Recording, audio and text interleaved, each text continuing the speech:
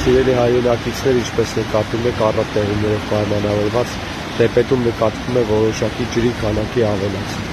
Այսօր եւ վաղը տեղումները կպահպանվեն, իսկ քաղաքացիներին կոչ եմ անում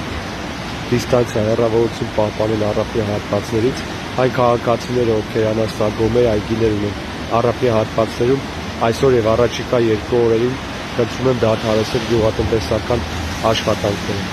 Այսօր առավոտյան ընդլայնված կազմով Լոռու մարզային ստորաբաժանումների ղեկավարները փնկարար ծառայության, ոստիկանության, ճանապարհ սպասարկող կազմակերպությունների ներկայացուցիչների, բժշկական կենտրոնների տնօրենների ունեցել ենք խորհրդակցություն եւ բոլոր ստորաբաժանումները 24/7 ռեժիմով կատարում են իրենց աշխատանքը։ Կատարել ենք աշխատանքի հստակ բաժանում եւ խնդրում եմ առաջիկա օրերին պահպանել զգոնություն, հետեւել հրահանգներին։ Ուզում եմ ընդգծել նաեւ, որ Բեպետի հունի մաքրման աշխատանքները այս ամբողջ հատվածում, ամբողջ երկայնքով եւ նաեւ իրականացվել են վնասված հատվածների երկաթբետոնե հենապատերի վերականգնման աշխատանք։ Այնպես որ բոլոր ստորաբաժանումները բերված են կազմ պատրաստ վիճակի,